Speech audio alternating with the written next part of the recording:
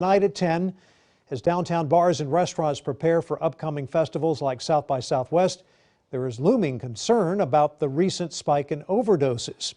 2 people died and even more taken to the hospital after a series of overdoses from midnight until 7 o'clock this morning.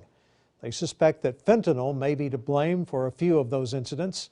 KXAN's Jennifer Sanders takes us to the entertainment district to see how workers there are responding.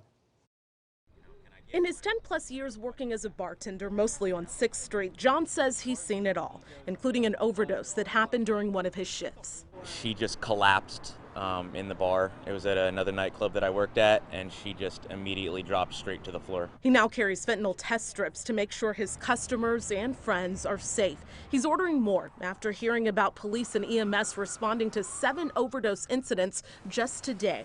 In the end, 13 ambulances took over a dozen people to the hospital.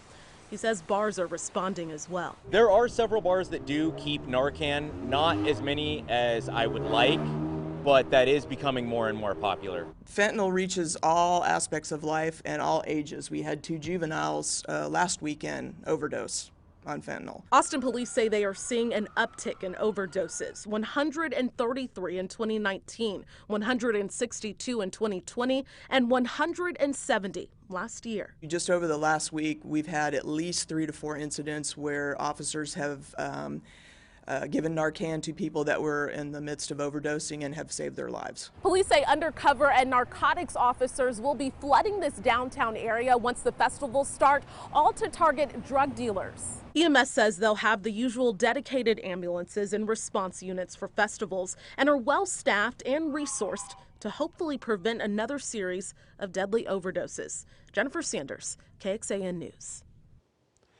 Police are still investigating what type of drugs were used during the overdose incidents, the source of those drugs, and if there are any connections between the victims. So how much fentanyl is lethal? Fentanyl is 50 to 100 times more potent than morphine and 30 to 50 times more potent than heroin.